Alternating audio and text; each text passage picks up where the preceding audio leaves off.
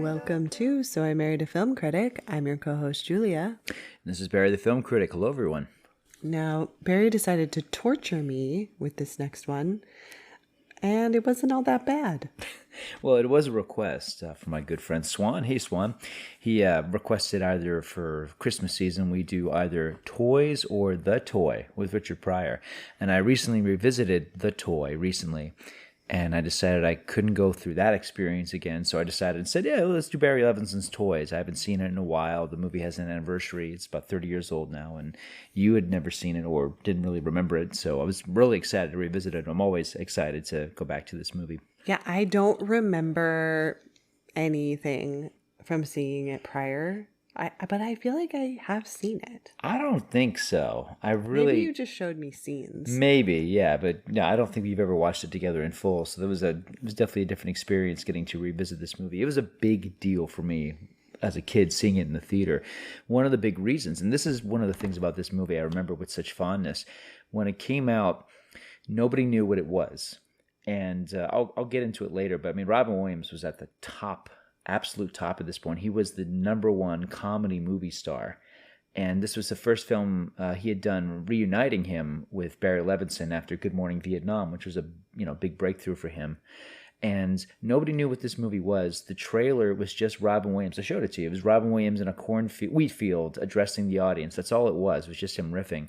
So every scene in this movie was just magical for me on the big screen. I remember Marty and I saw it opening weekend at the Pearl Ridge Shopping Center in their movie theater. It was a nice big screen, and so many moments I was just going, wow, look at this. Just losing myself in the sets and the costumes and the world. I mean, so much of this movie is just, you could just lose yourself in the beauty of it. Right, but your brother did not feel the same way.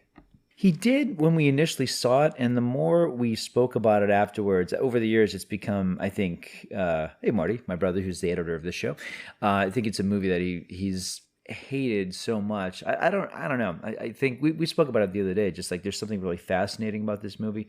But no question, I mean, it's a flawed film. Without getting too far ahead of it, I mean, there's a handful of movies that I defend and I love despite the fact that they are imperfect. This is a really flawed movie, but like movies of its ilk, movies like Southland Tales or another Robin Williams film, Being Human, it's a movie that shoots for the moon, gets halfway there, and I have a real fondness for films like this. This film is trying to do something that no other movie had done, certainly not at the mainstream level.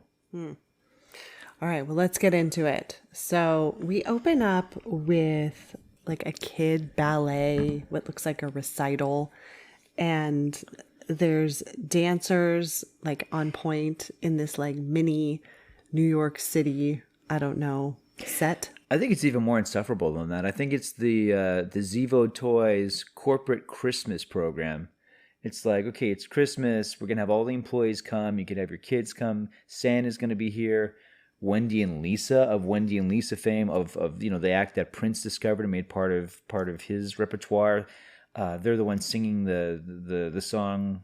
Right, but what I'm saying is, when I saw the opening, I didn't know it was inside of the toy store. Yeah, you're not supposed to. You're supposed to be taken off guard by it. Yeah, it's because initially it's a cityscape, and then we see these little kids dressed very strangely, and they're running across these giant models like they're in a Godzilla movie, and then the camera keeps panning back and back. Yeah, we realize it's a stage performance, that there's an audience watching. It's very strange. I find it really magical because it takes you off guard. You're not really sure what it is you're looking at.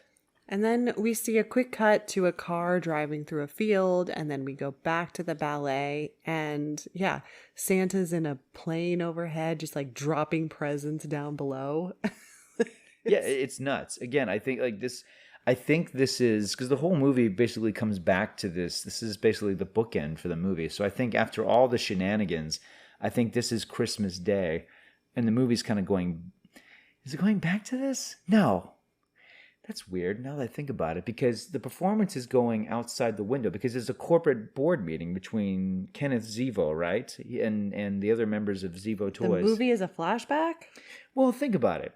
Because the opening scene, remember, it's the general being brought up to meet Kenneth Zevo, played by Donald O'Connor, Right, who's sick, who's dying. and the head of basically the assistant, one of the major characters of the film, is played by Arthur Mallet, Toodles from Hook.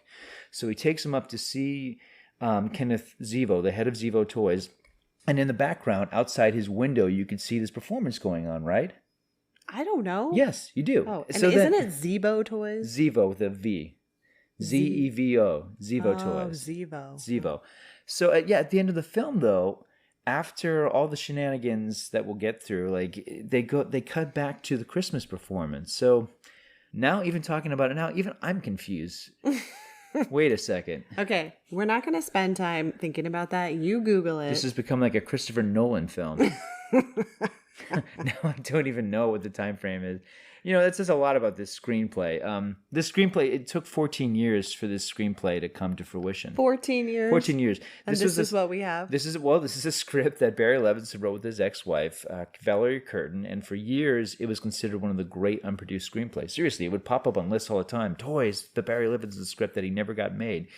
And, you know, over the years, it would kept coming up, like he tried to get it going, and instead, you know, Levinson made a bunch of personal films about Baltimore, Maryland, but then he also made films like, for example, Rain Man, which won Best Picture. And after the success of Rain Man, he was able to make this movie. All right, so we don't really know what the timeline is, but Kenneth is the owner of Zevo Toys. It's played by Donald O'Connor of Singing in the Rain. Make 'em laugh. That's him. This is his last film. Yeah. So he's sick. He's dying. He brings his brother, the General, in.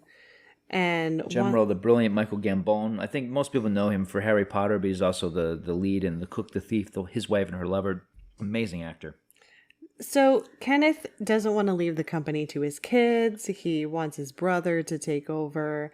And funny quote, he says, "I know you haven't been happy since Vietnam." It's like, wait, what? This script was written clearly decades before they actually made the film in 1991, 92. But yeah, it's very Vietnam era. There's even a reference that later, I'm getting a little ahead of it, but there's a reference to Jane Fonda and Hanoi. Like it's very 60s, 70s.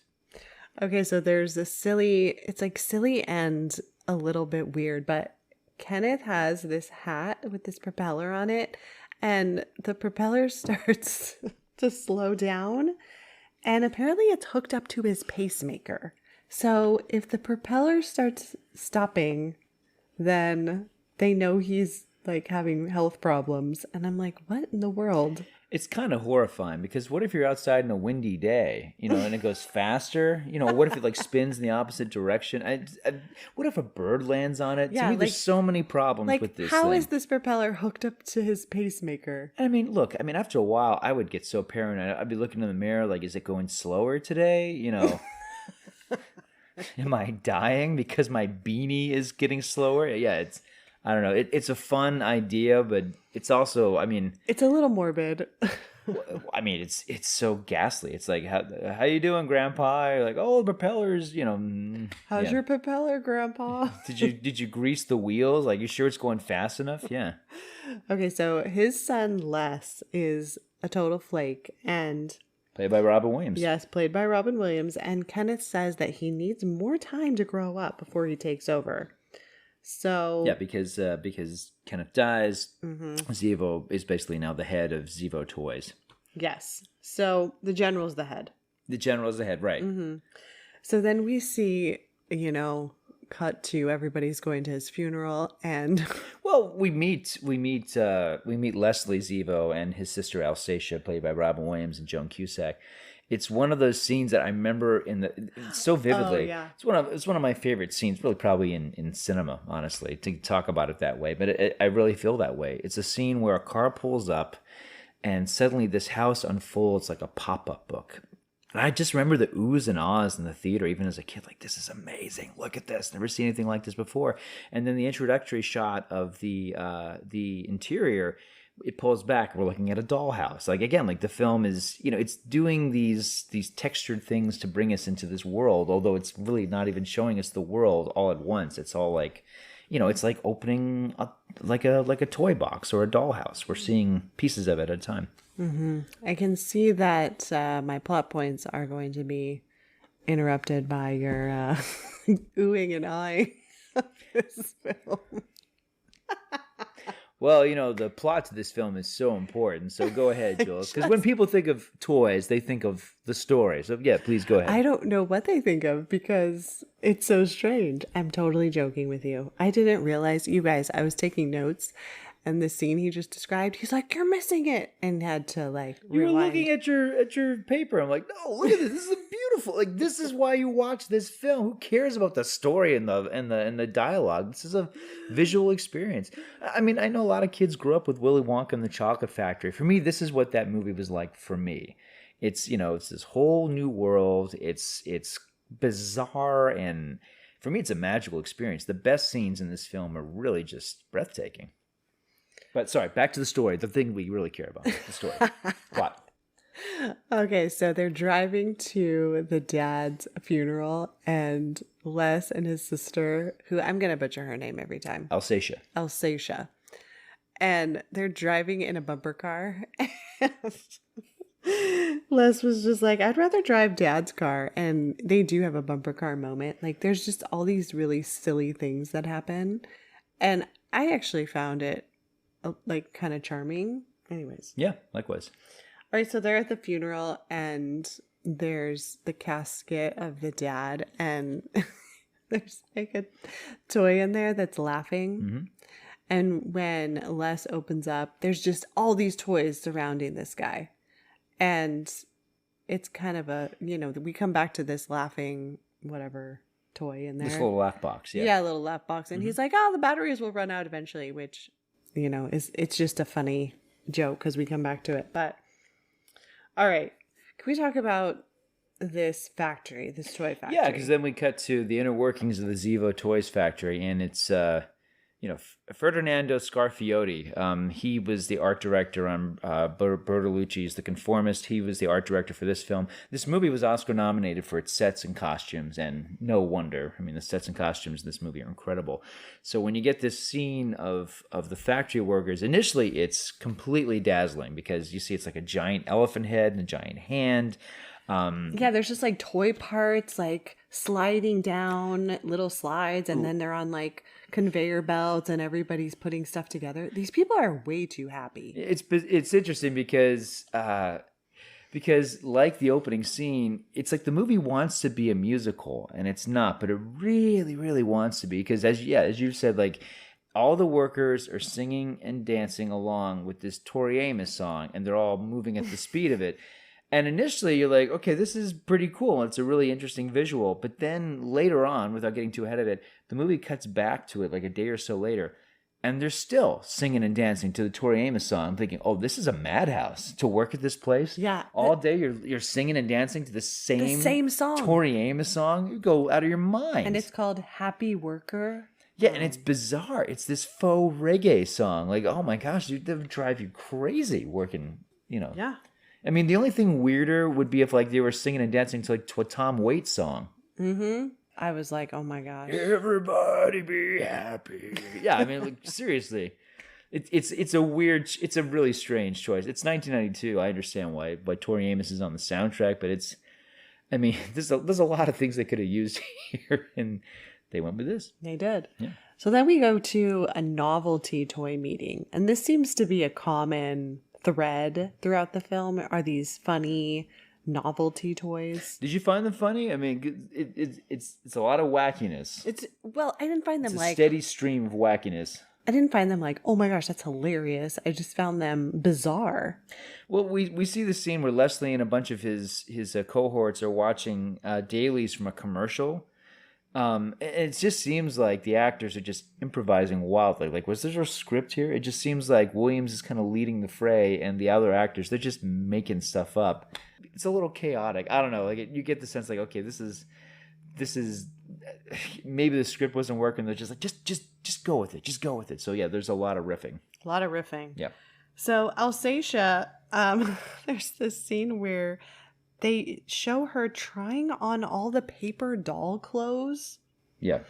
And it's like, what are they making life-size paper doll clothes for her to try on, and then they make doll-size clothes? She is correctly identified by the general as a loony bird. That is a very accurate description of the character and of Joan Cusack's performance. Cusack at this point, I mean, I really like her, and I felt like she kind of gets stuck in like the best friend roles, the girlfriend roles, the mom roles. She was basically like, this is strange, but sort of doing what Judy Greer does now, And things like Judy Greer, she's an original and interesting actress who deserved lead roles, but she was always playing the best friend, always playing the wife, the girlfriend, et cetera, et cetera.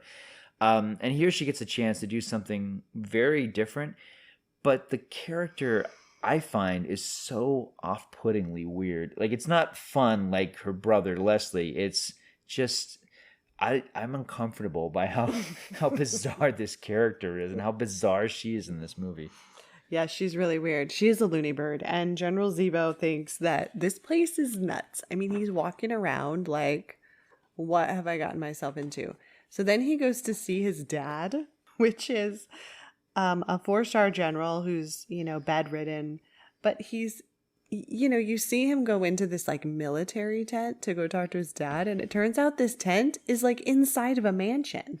It's like these people are obsessed with like being on the set of MASH or something. Yeah, this is Jack Warden covered in old age makeup. I like it. It's bizarre, like so much of this film.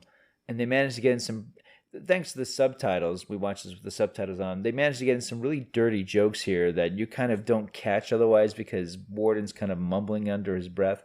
But yeah, it's a question. Is this movie better talking about the nature of toys? Because, they make this big contrast eventually about war toys versus the innocence of children and toys. Is this movie better about talking about toys or the military? What do you think? And I was wondering that the whole time I'm watching it the other night. Like, this movie has specific commentary to make about the military and militarization and, and versus innocence versus spontaneity. Yeah, it's less about toys and more of like a takeover. But do you think I don't know, like it is one of these things where, as much as I do love this film and I love it very much, but I'm watching it and I'm wondering what I wondered the first time I saw it. Like, I was so taken by it, but I do remember even talking about it with Marty when we were much younger. Like, what exactly is this movie saying? I'm not sure. I know. Because we'll get to it. I mean, we're just warming up here. There's a lot to talk about with this movie, but yeah, because like it's making satirical points, but I'm not sure it understands the satire it's trying to make, because it is the movie looks like a children's film, right, basically, but it's not. It's too, what is it? I mean, it's probably too corny for adults, and it might be a little off-putting or a little much for some children. Yeah. It would probably go over the heads of a lot of kids. You could probably just watch the film, maybe because I was old enough, I was a teenager, I was able to take it in. And I was certainly aware of like, oh, there's some like grown-up adult material in this movie.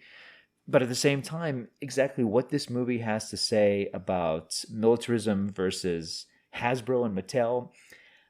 It's a weird crossover. Do you think maybe, because considering when they wrote it, that maybe Barry Levinson and his then wife Valerie Curtin, they were like passing around a joint the size of a baby's arm, like one of those Cheech and Chong mamas. You know what? And they're going, you know what is really wrong with the world? G.I. Joe toys. Yeah, man, G.I. Joe toys. They're just like, oh, they're corrupting the world, man. Like, we got to do something. We got to write something about how G.I. Joe toys are like ruining Christmas and corrupting the youth of America, man.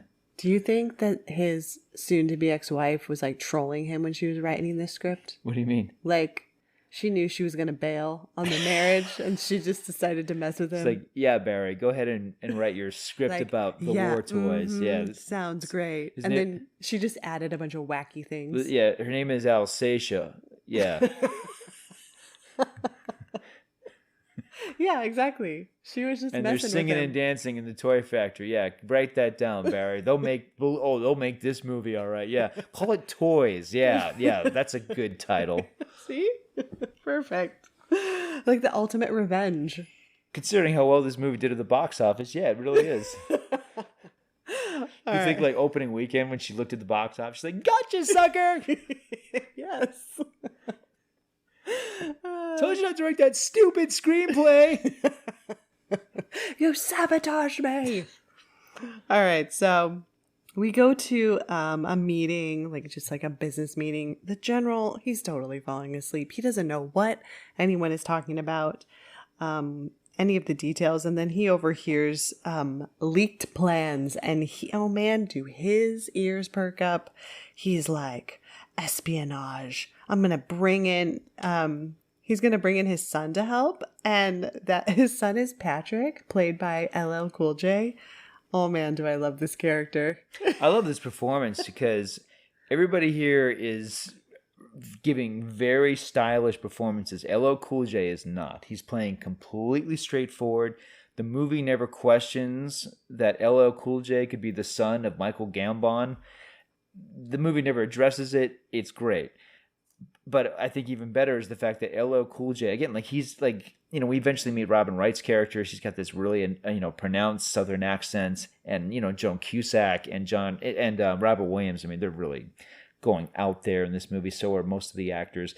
But like LL Cool J, he's playing it completely straightforward, which is great, because if he had done something really wacky and goofy, because eventually it becomes an ensemble piece, he's oddly enough one of the centers of this film. Like, you're really watching him because he's an audience surrogate. Even he thinks all of this is bizarre, even though he's part of it too.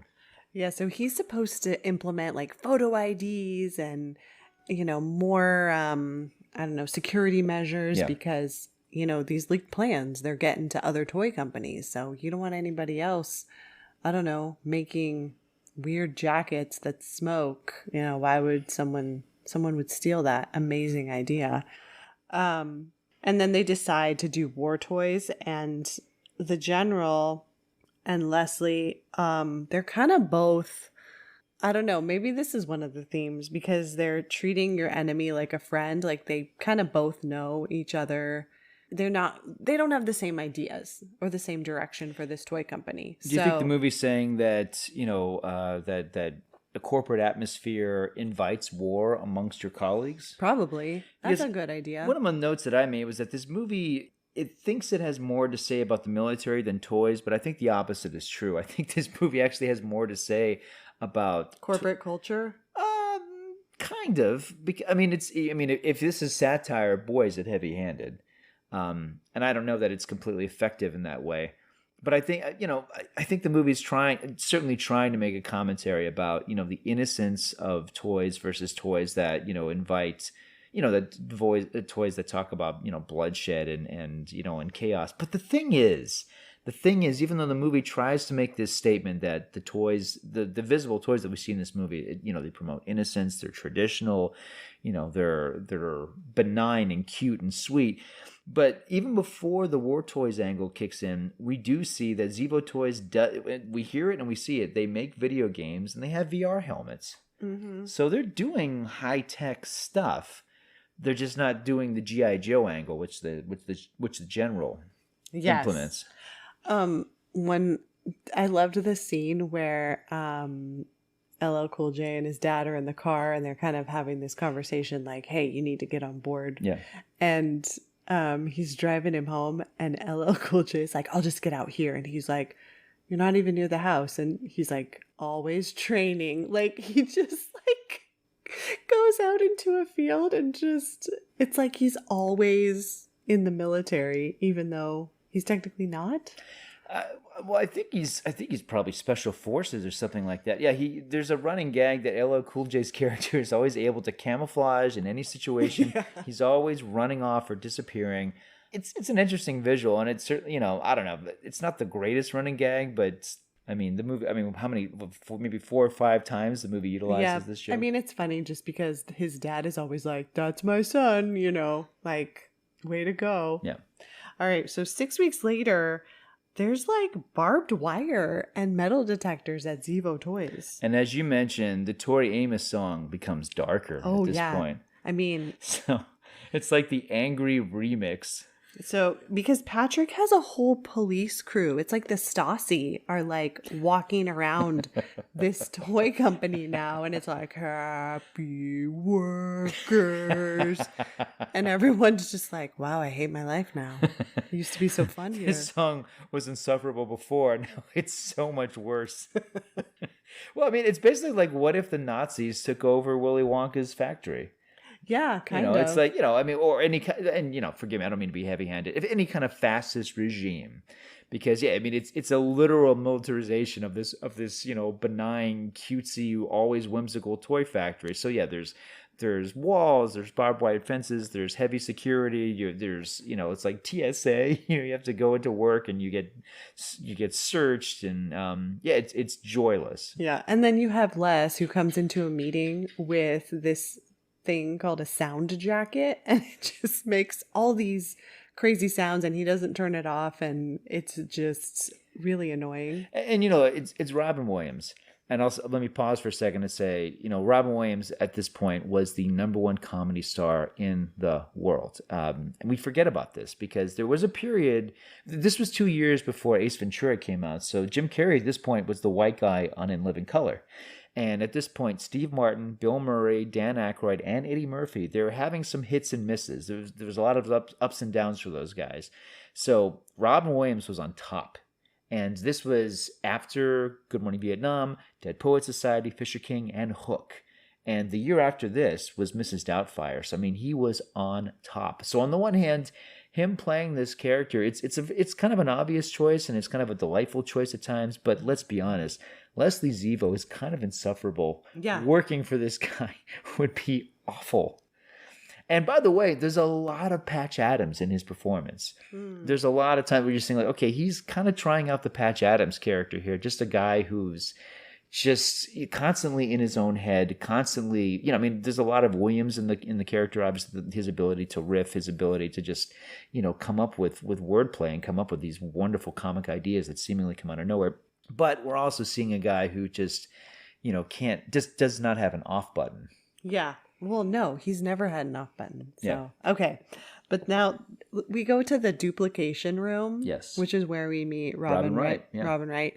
And Patrick is in there, LL Cool J's character, and he's kind of grilling her. Like, you're in charge of duplication? Has anybody duplicated without your knowledge? I mean, it's just like, dude, she's in here to make sure people can make copies. Like, that's it. And she's like, well, if people are making copies outside of the time that I'm here, how would I know?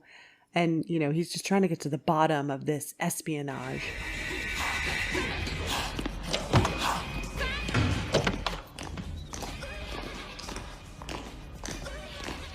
Are you Miss Gwen Tyler? We're doing some routine questions. We'd like you to cooperate, all right? Okay. Is any duplicating going on around here when you're not present? Huh? Yeah, maybe. Do you duplicate alone? I think that's kind of a personal question. You're laughing, Miss Tyler. Are you taking my duplication investigation seriously? Or are you disrespecting my duplication investigation? No, I'm not disrespecting. I'm just saying that there's no real way I can check, because I leave at a certain time. I'm not... Duplicating is taking place. And when duplicating takes place, that means that there's more than one. It may be 2 or 3, Miss Tyler. 2, 3, or 4. Y'all are joking. No, are Miss y'all Tyler, kidding with me? I'm talking about duping. Duping. Okay. Duplication. I just work here. You in charge of duplication? Yes, sir. Show me how this duplicating machine works. I want to learn all about the process. Yeah, LL Cool J's commitment to something this odd is really charming. I gotta say, like he now I think he's on a cop show with Chris O'Donnell. It's one of those CIS, NCIS, whatever it is. I don't know. Yeah, he's been doing a lot of that kind of stuff, and he's an accomplished actor. He actually has a large body of work. He's done a lot of movies. Maybe Deep Blue Sea might be the best thing he's known for in terms of his movie career. I love that movie. I know you do. But yeah, I like him. I like him here, as you've said. Like he's, for one thing, I mean, he's not self-conscious about it. He's completely committed to the weirdness that he's been given. So then Les meets Robin, and wait, he meets Robin Wright, and I mean, like he's looking at the copy machine photos that have come out. You know, he's making Mike Tyson jokes. Again, it's like how much of this is Robin Williams and how much of this is this wacky character who's supposedly living in this hermetically sealed world of innocence and joy. It's a little inconsistent. Yeah, but it's cute because he finds out that she is the last person that his dad hired, and kind of thinking like she said, yeah, your dad thought that you might like me. And I'm like, oh, so was the dad trying to make a love connection? Probably. Because he's like, this guy's insufferable. Nobody will go out with this. Leslie Zevo, man, this guy is going to die alone like me. He's going to be wearing a beanie hat like me in 50 years. But yeah, they make they put their faces inside the copier and just like make silly copies, which, you know, who hasn't done that? It's I guess it's childish, I guess. Is this how grown-ups act in the corporate world? Well, this is not a normal corporate world. No, it is not. They go have lunch in the cafeteria, and again, another Patrick scene where he gets really upset because his food is touching other food. He's like, I can't eat this. I can't have my food touching. I love LL Cool J so much of this scene. I can't even eat. The food keeps touching. I like military plates. I'm a military man. I want a military meal. I want my string beans to be quarantined. I like a little fortress around my mashed potatoes so the meatloaf doesn't invade my mashed potatoes and cause mixing in my plate. I hate it when food touches. I'm a military man. Because it's so completely ridiculous. But again, like, he's not going over the top. He's just playing it completely straight. Because he says, I want my string beans quarantined. And what a weird pairing, by the way. Like, this is a scene where LL Cool J is having lunch with Joan Cusack. Weird. So weird to see these two actors, these characters. It's so bizarre. And of course, this is the business where she's sitting down, and she had that conversation with the chef about having an applesauce sandwich. Oh, yeah, and she has these sandwiches that have like pills in them. It's so weird. Yeah. It's very strange. Yeah, but then they cut with the scenes of Robin Williams and Robin Wright. Again, completely improvising wildly. He's got the little fart machine, and they're just, you know, again, like, it doesn't seem like there's a script here. These are just two actors off the cuff. So yeah, I didn't realize. So he like farts at the lunch table, and I'm like, oh my gosh, what? And then he had a fart machine, and I thought it was like a real, like they were gonna say this was like a real situation. Yeah, it's like, oh no, but Alsatia, he is wacky. It's either this or rubber chicken. I mean, who are we kidding? Alsatia tells Patrick, like, I'm so glad he found her, and just kind of like looks at them like all lovingly. It might be a sweet moment if she wasn't wearing this weird Barbie head hair. It's weird, yeah. Like, well, she's almost like a performance artist. She's in her paper doll outfit. It's like if Joan Cusack couldn't get, you know, if they couldn't get Joan Cusack, it probably was going to be like Cher or Grace Jones playing this role, because this is like a performance art sort of thing. And I guess that would make sense. You know, it's like, hey, Zevo Toys, or, I mean, we don't really understand the world outside of this. So we don't know if Zevo Toys are famous. Like, is this like on the level of Hasbro? Like, we don't know. Well, they always say like, oh, this is a bestseller. So, well, if that's the case, then, I mean, yeah, maybe it's like, yeah, they know, like, you know, Leslie is like, whatever, the Bill Gates, the Steve Jobs of this. And his sister is like the eccentric artist who, you know, is always by his side. Yeah, it might have helped to have just a little, I mean, I don't know, this movie already has too much going on, but maybe have a little sense of the world outside and how the world sees it, because we're stuck inside this fishbowl. We don't have like a maybe sense. some newspaper articles that come into the place or something. Whatever it is, or maybe like see a toy commercial that would air on TV. I don't know. Hi, I'm Leslie Z. I don't know. It's just something to get a sense of how the world sees this world. But I mean, we're stuck in the crazy. Maybe it's not a real world. Well, look, I mean, like Willy Wonka and the Chocolate Factory, right? We see, you know, we see Charlie Bucket's poor and, you know, not completely joyful life outside of the factory. So there's some contrast here. Here, I mean, there's no contrast. We're just, it's this delightful madhouse. All right, so the general and Patrick, they go into town. Oh, well, they do go into town to check out the competition. Yeah, they're in a video arcade. That's like the one scene. Although, like everything else in this movie, it's so beautifully lit and stylish. It doesn't seem like a real place. So that, their wheels are turning. They're getting ideas, and they want to do, war toys. Yeah. Okay, Gwen, that's Robin Wright's character. Yeah. Gwen and Alsatia in the bathroom. This scene. This scene is the weirdest. It's awful. This movie is about 2 hours. It did not need to be that long, and this scene should have been the first to go. I think the scene is here for two reasons. One, the art direction is wonderful. The tiles are all really beautiful. Okay, the and bathroom is cool. That's probably it. It's like, look, we paid a lot of money for these tiles, okay? And they're talking, and it's a scene where they're talking about like how she feels about his brother. So I think that's why the scene is here. But it's stupid. It's irritating.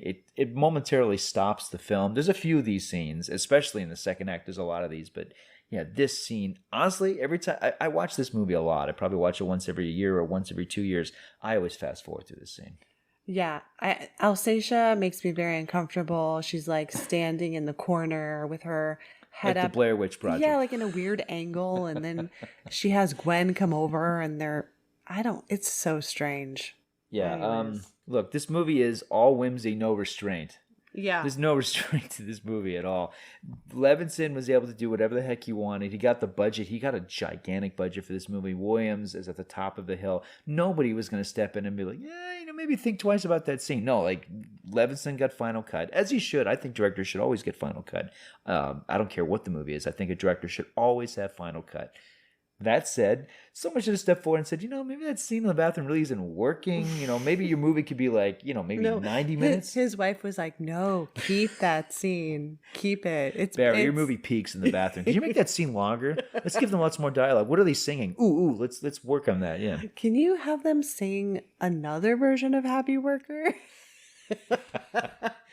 Do you know any other Tori Amos songs, Barry? Oh my gosh. Okay, so the General and Patrick are at the arcade. They're still doing their research. And then we have Alsatia back at Zevo with VR glasses. Way ahead of its time. Yeah.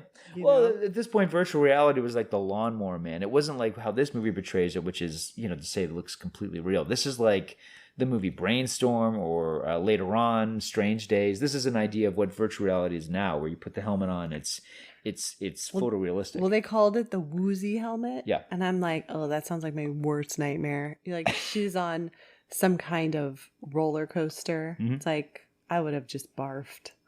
No. Did you like the joke where she puts the thing up her nose when it's not supposed to go there? Oh, yeah. So it's supposed to be like not just sight, but like sound and smell and just like a full experience with your senses. And she's like, yeah, this is great, except this thing in my nose is uncomfortable. And he's like, yeah, that's supposed to go in your ear.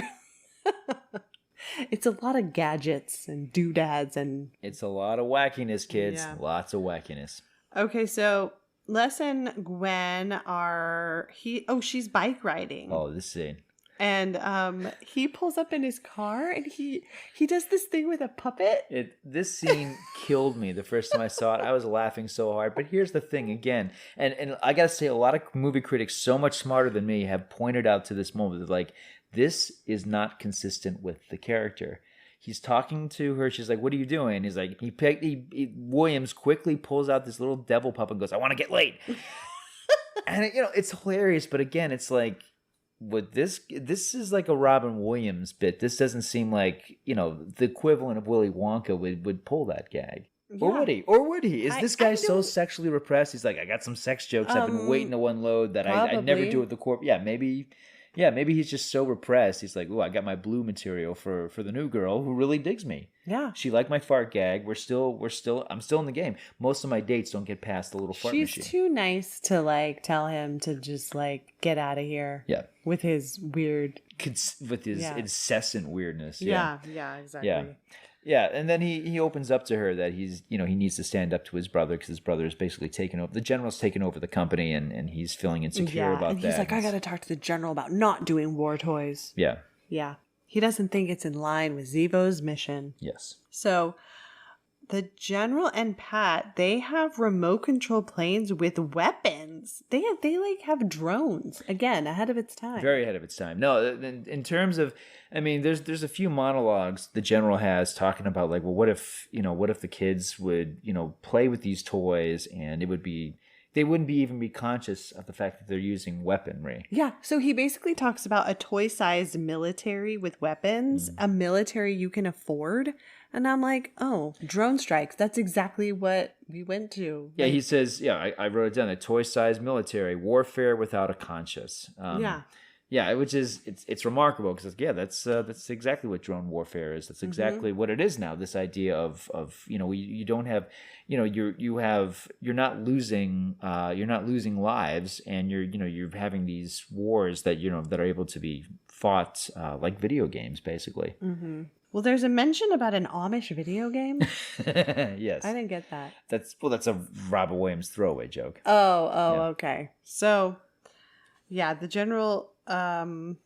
He needs some space to think about stuff, but what he's really doing, he's taking over the entire, like he's, I don't know how big Zevo Toys is, but he's taking over like offices and rooms, and he's doing like top secret stuff. It's an interesting visual, although I gotta say the visual is, the company is literally being pushed together, crunched together. It doesn't make sense in anything other than a dreamlike way. The idea of these offices literally getting. But by the way, I mean, this is right out of Terry Gilliam's Brazil. This is a very famous scene where Jonathan Pryce is fighting for office space that he's losing. It's in the scene where Williams and Zevo and his co-workers are looking at fake vomits. Okay, I was gonna say, Yeah. I really liked this scene Me because too. they're in a room and it's just like white tile all around. Yeah, they're and looking at these they're samples of fake vomit. People, this is some very innovative vomit. Except this one. It looks like you could put maybe a nice piece of carrot and a pea there to kind of draw your eye to it, don't you think? Yeah, I agree with you. It should have more consistency to it. Since your uncle started this private project, the budget for novelty items has been cut in half. Are you telling me we don't have money for peas and carrots anymore? Come on now, that is a classic. Without it, it's not funny, it's almost frightening. Peas and carrots are traditional. No one's going to buy vomit without them. Well, what about noodles or spaghetti? They're pretty cheap to make. Well, normally you don't see noodles and vomit, but... Have you ever been to the pasta barn? No. You know what?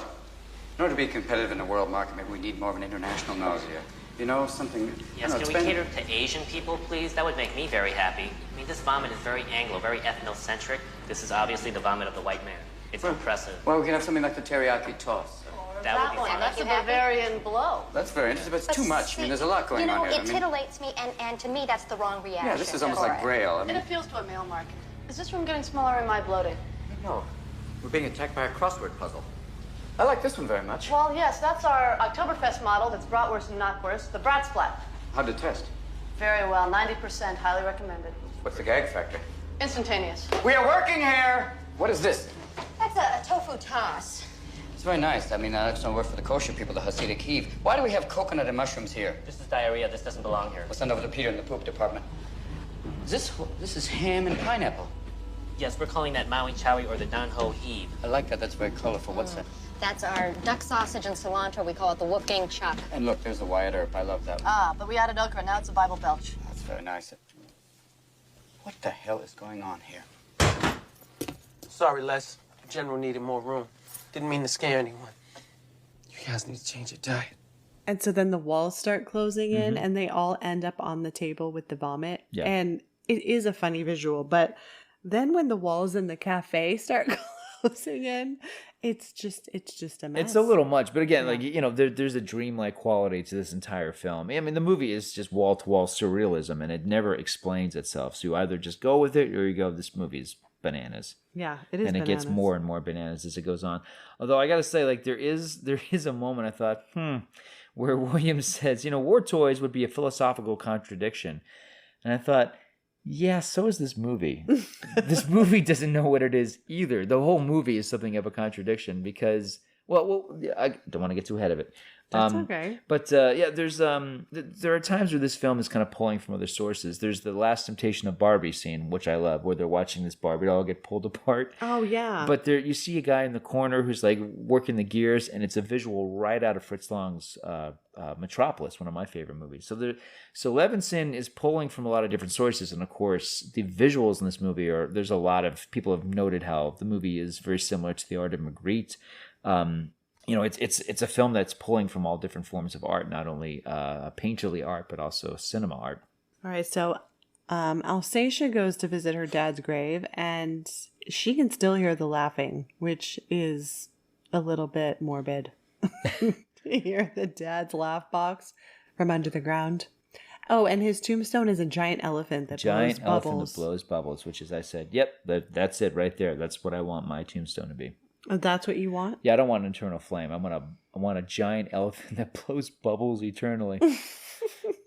I don't want you to be able to hear my laughter underground. Am I going to have to like go and get extra bubbles and like refill it for the rest of my life? I mean, I'm sure I'm sure it's got a container for a couple gallons, so I'm sure it'll be fine, But yeah, you do have to replace it every couple months. Just don't forget, please. Okay, so Les is kept out of the restricted area, and he's getting upset. Okay, so the music video scene. Yeah, this is for one thing, it's a mirror gag of putting a mirror in a hallway to create the illusion of especially to create this diversion. There's a Mission Impossible sequel that did this a couple years ago, and I thought, you stole that from Tori.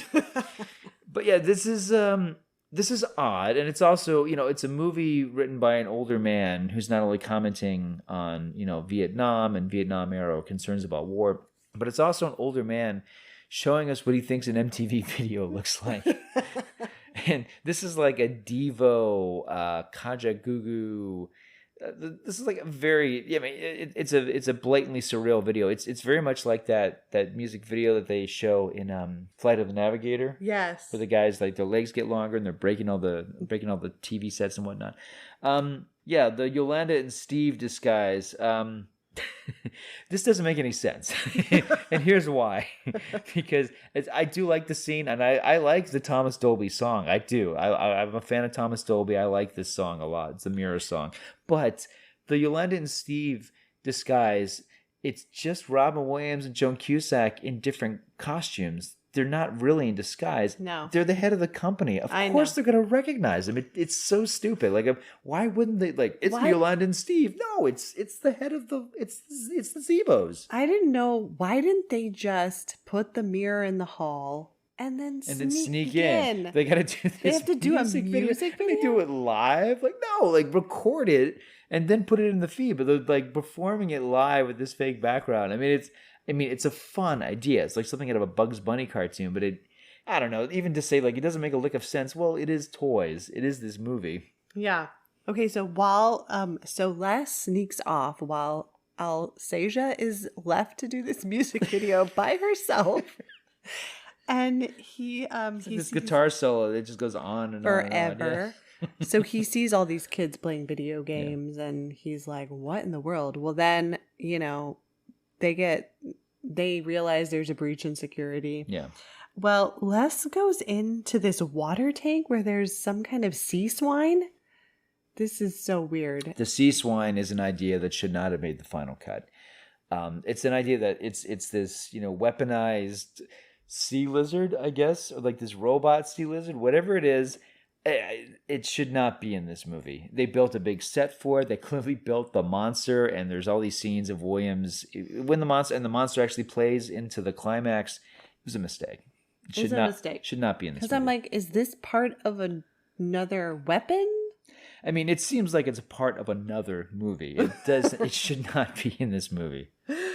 Okay, I have Les and Gwen sexy time.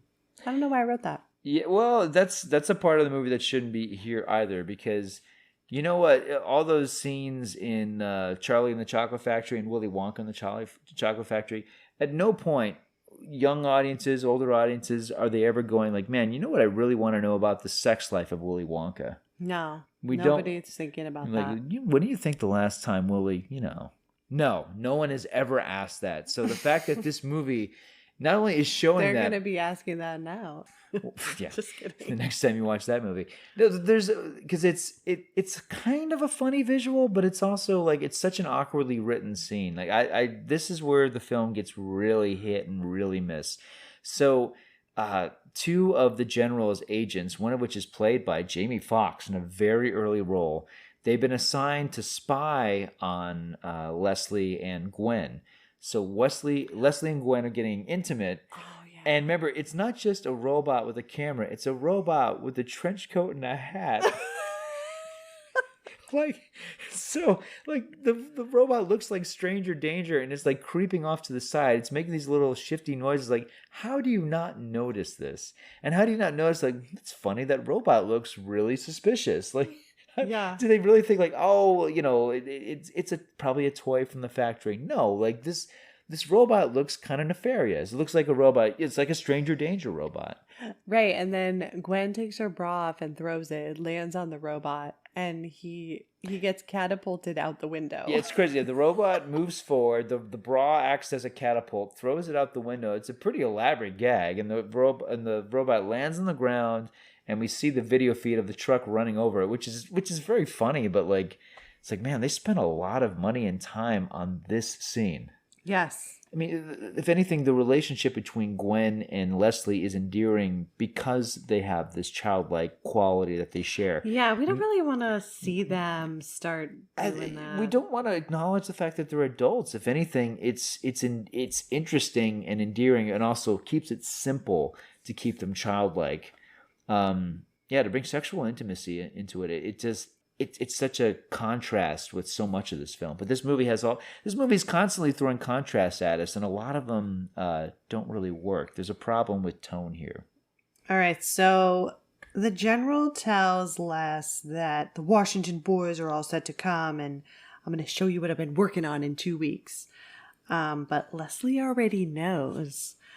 It's funny because the Washington boys come and they have a meeting outside so that they... like keep it top secret. I've always loved this scene. And they're in like an X-ray machine. Yeah. And it's funny because it does show just them as X-rays. Mm-hmm. And they're talking about the war of the future. So let's see. We have Patrick and Debbie. So Patrick and Debbie are a thing.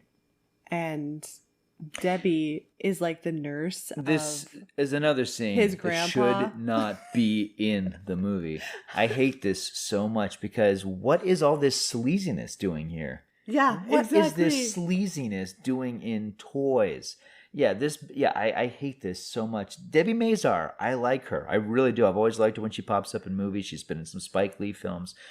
I hate the character that she's this floozy nurse who's slept with all of the military parts of the Zevo family. Yeah, so Patrick finds out she has slept with his grandpa. Yes. Which is gross. And we also know that she's sleeping with the general, because remember the general, he's leaving the tent and he makes that comment about like seeing her later. Yeah. Yeah, so she slept with all the military wing of the Zevo family tree. This should be cut out of the movie. It does not work. It does not serve the movie. And maybe because this movie was written in the 70s, like, hey, man, like, maybe we should do a scene where there's like a key party at Zevo Toys. Maybe they were really wanting to take it even further. But no, it's so out of place. I hate this part of the movie so much. Well, and early on, we find out that Patrick's mom had died of appendicitis when he was young, and he just doesn't like talking about it. And anytime anybody brings up his mom, he just like shuts down, like, I don't want to talk about my mom.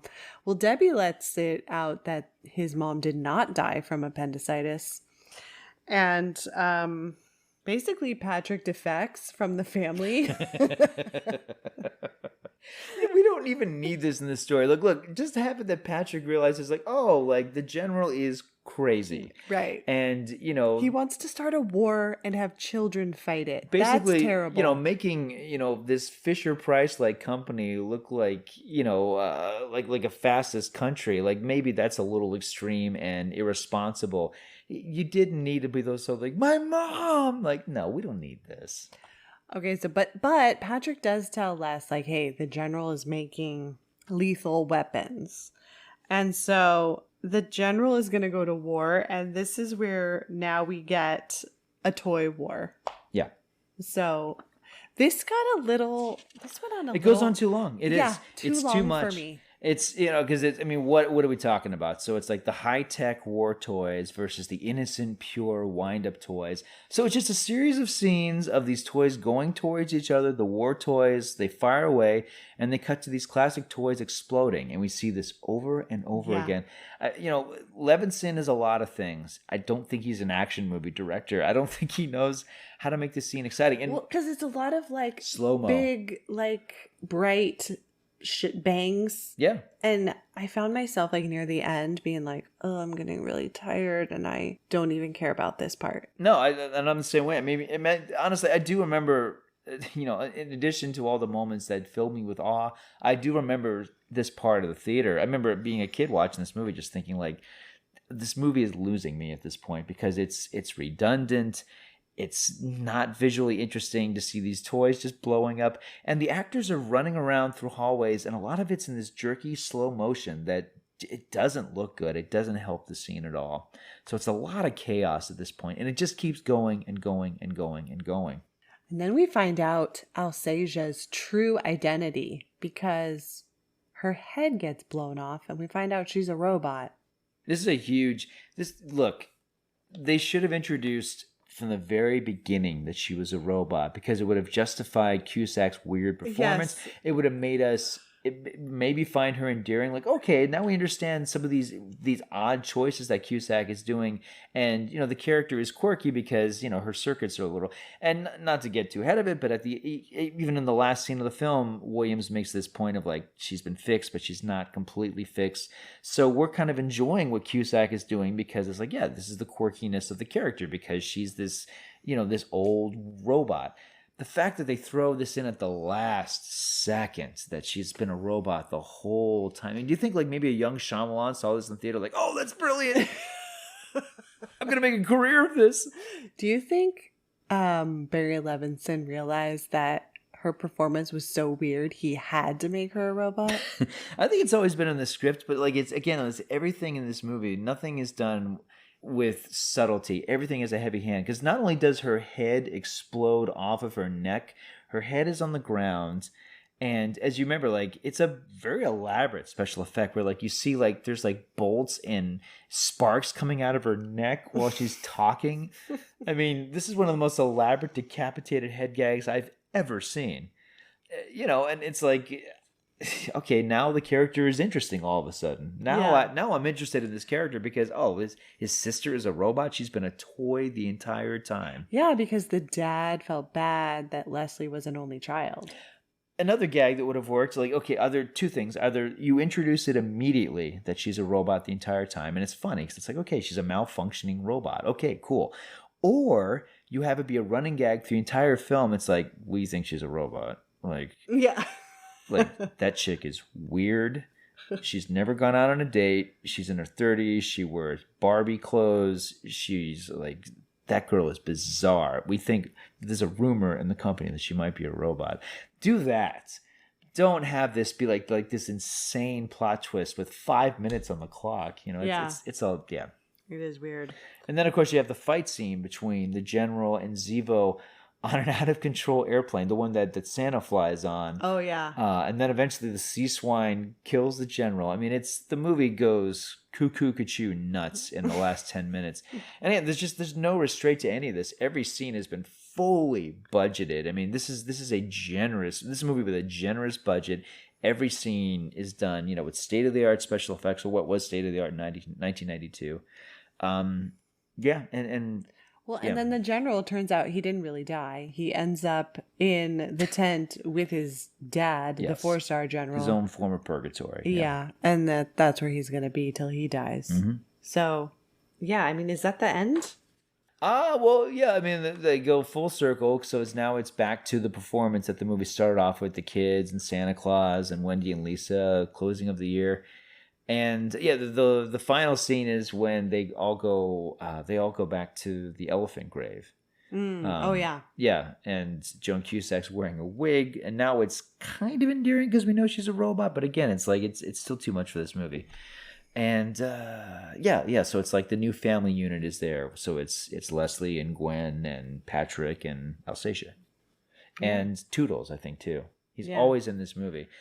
I don't even know why he's in this movie. This movie has too much of everything. I don't know why Robin Williams is like, come and do this movie with me. And yeah, he's in this movie too. He's a good actor, but like, I don't know. So that's Toys. Well, don't forget the flying elephant at the end. Oh, yeah. The elephant flies away. I don't know if they actually meant for the elephant to fly or if Levinson had footage of this prop being lowered onto the set. I don't know. But like, yeah, it's in the movie. He's like, what a wacky way to end this wacky movie. And it another thing that I thought was kind of telling is the song that opens the movie and closes the movie, the closing of the year. For one thing, it was partly composed by Hans Zimmer, who does the score to this movie. The score to this movie is hideously overdone. It's not a great score. It's too much. The movie needed everything about this movie needed to be dialed down just a little bit. And the Hans Zimmer score is relentless. And the closing of the year, we get to hear the full version of it in the end credits. Not only is the song so overdone and so overlong, but I think like 4 minutes in, Seal shows up and sings a chorus. It's like, wow, there's too much. I'd already bailed by then. I mean, it's like, Seal, come on, man. Like, this should have been your song. Like, don't like show up 4 minutes into this song, do a chorus, and then like peace out. Yeah, it's too much. Even like, yeah, there's a lot about this that's overdone. And then you go back to the idea of like, okay, again, what is this film really about? Is it the idea, is the movie giving this prophetic vision? And that's what it wound up being, this prophetic vision. It really was. Of war toys ultimately being the way that the military operates to an extent today. There's been so many movies about drone warfare and, a lot of them oddly reminiscent of this movie in some ways. But then it's also like, okay, is this movie about the innocence of toys versus, militarism? Is it about, children losing their innocence? And that's this whole thing of like, the problem with the war toys in this movie is that they're cool. Mm-hmm. And the other toys are not. The other toys in this movie are corny. They're, joke shop stuff. Yeah, versus novelty items. Yeah, I remember Williams doing an interview for this movie in USA Today, and he said like, he and apparently Levinson had conversations about how there's not going to be a toy line based on this movie because of course the kids would want the helicopters and the tanks. The kids would no kids is going to want like the wind up ducks. They don't and want all the that vomit, stuff. the fake vomit, the fake vomit featured in toys. Yeah. I don't know what this movie is about, really. You raised some great questions, but I couldn't tell you. Yeah, and by the way, Robin Williams has blonde hair in this movie. What do you make of that? Did you notice? It looked like he was wearing a bad wig. Did he look like Chucky the doll? I don't know, but anytime they put Robin Williams in a wig, I just don't know why it's happening. This is not the first time I've seen him in a wig. So I think they should never have done that. I think there's too much of everything in this film, but the moments that pull me in, I think, are just so beautiful. I just lose myself to the imagery. I think it's, not only is it surrealistic, it's just dazzling for the eye. I like losing myself in this movie, and I enjoy the film. I enjoy that it wants to be a Christmas movie, even though it has this, it has like an edge that it doesn't quite understand. The scenes of fantasy and whimsy, I feel like that comes a lot more easy for this movie as opposed to all the commentary on the military complex and how military works. Some of that is interesting, but again, it feels like this was written in the 70s, clearly, and it has observations to make that are very on the nose, not necessarily all that informative. If anything, the stuff that the movie accidentally happened upon, this idea of like, that eventually a kid's ability at video games is going to be an advantage in warfare. That aspect is interesting, and I think that we look at the movie now and go like, again, as you were saying, there's things about this movie that are ahead of its time. But I feel like this movie's kind of at war with itself in some ways. Mm-hmm. Yeah. But I like it a lot. I really do. I really dig it. You not so much. No, I could go with never seeing it again in my life. Did you like the scene where Robin Williams, using his own hand puppet, did an impression of Mother Teresa? All remember Did you sleep that. through that? No, I didn't sleep through that. I just don't remember that part. No, I enjoyed the comedy. I enjoyed his, riffing and all that stuff. I mean, even when it was like silly when he'd come in with like a smoking jacket, I mean, it was fun. I think anytime we watch a Robin Williams movie, I get a little nostalgic for him because it's like we're never going to get to see like a brand new one. Yeah, I have to remind myself that he's no longer with us. Yeah. It's surreal. It's crazy that he's not with us anymore. Exactly. So I feel like I want to enjoy his performances even when they're super nutty. So, but yeah, this is not my favorite Robin Williams movie. This is one of mine, actually. And I know it's not as good as Dead Poet Society and The Fisher King, but yeah, I've always loved this movie, and I like revisiting it.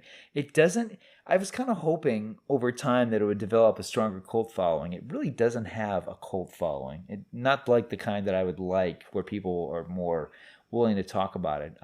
It's not really like a lost film or an undiscovered film. I feel like there's enough people that remember it and talk about it, but not to a point where, I've never seen anybody cosplay this movie, and they should, because the costumes in this thing are awesome. Ooh, Alsatia at a Comic-Con? Yeah, or even Leslie, like with an all red, top hat and coat. I dig the costumes of this movie. Yeah, that would actually be really fun. I mean, I wouldn't do that because I hate dressing up, but I think it would be fun to see someone try. Yeah, although, I mean, if anything, it would just, you'd show that you're the hipster in the room. Like, oh man, that's Toys. Right on, man. Cool. Do you think people would know?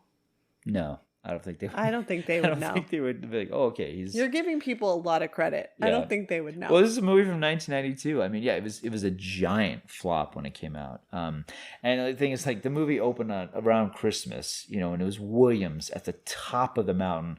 The reviews were vicious, but the audience reaction was also not great. So it's like you knew this movie did not connect with audiences. If it's a movie called Toys, it opened in December, it stars Williams, and nobody went to this thing at all. I mean, it was such a bomb. Yeah, word of mouth was probably like, don't waste your time. Yeah, no, the critics savaged it, and yeah, I do remember people going like, I don't know about Toys. And then the following year, literally a year later, Mrs. Doubtfire came out. So this movie was kind of neither here nor there. Mm-hmm. But yeah, I dig it. Which I feel like is also problematic now that we've seen it. I like Toys better than Mrs. Doubtfire. Toys is an unsteady comedy about what? About the innocence of toys versus the military complex, which is such a strange contrast to begin with. But Mrs. Doubtfire is a comedy about divorce, which I don't think works. It wants to be Tootsie. It's not Tootsie. I love all the stuff with Pierce Brosnan, him being the comic foil. That's great. But I don't like Mrs. Doubtfire. For one thing, I don't like the character of Mrs. Doubtfire. I don't find her all that endearing anymore. I think I did at one point. That movie has not grown on me. I'm also not a Jumanji fan. No. Any Jumanji movies, I've never liked any of those movies. There's so many movies that Robin Williams did that I love, and he, even as a dramatic actor, there's some amazing stuff. But... Okay, so what alternative ending or scene would you give this? Well, I would have, for one thing, I would cut this movie down by 20 minutes. I think you can shave stuff out. You get rid of the bathroom scene, you immediately have a better first act. And get rid of all the sex stuff. Yep. All the references to intercourse, all the scenes that suggest intercourse, all that's gotta go, because this is a movie called Toys about a whimsical toy factory. There's no business being in this movie. I don't mind when Willy Wonka and the Chocolate Factory, when that movie gets dark. I don't mind the scenes when this movie gets dark, but it's very telling. And I kind of feel like this movie, I'm kind of self-conscious about its own weirdness.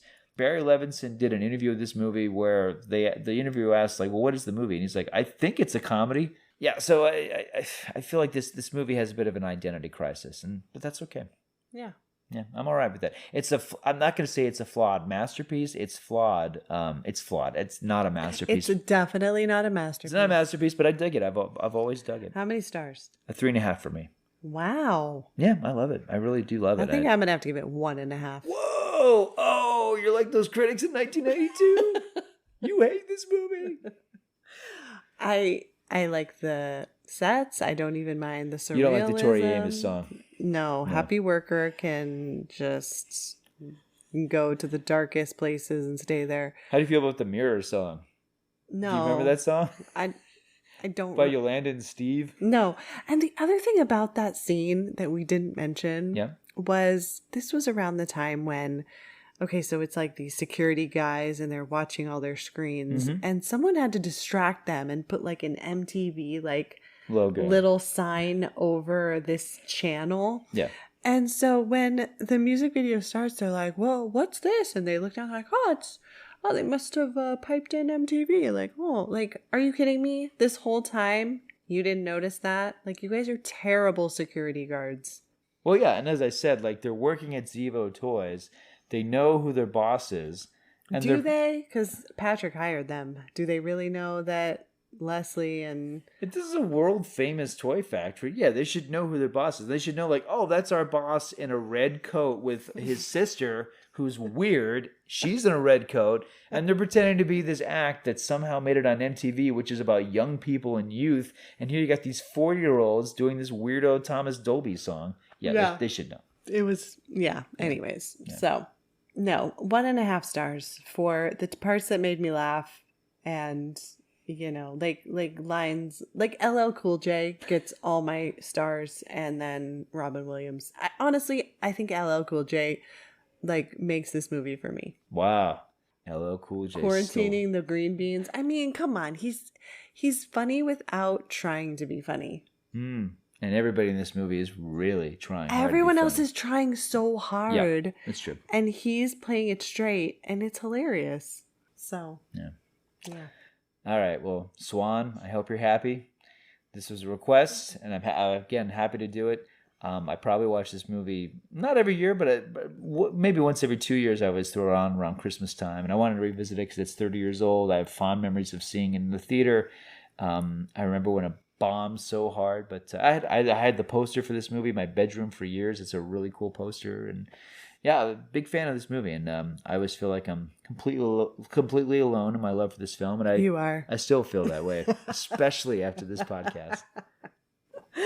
All right, well, that concludes our Christmas conversation of toys. Happy Hanukkah, everyone.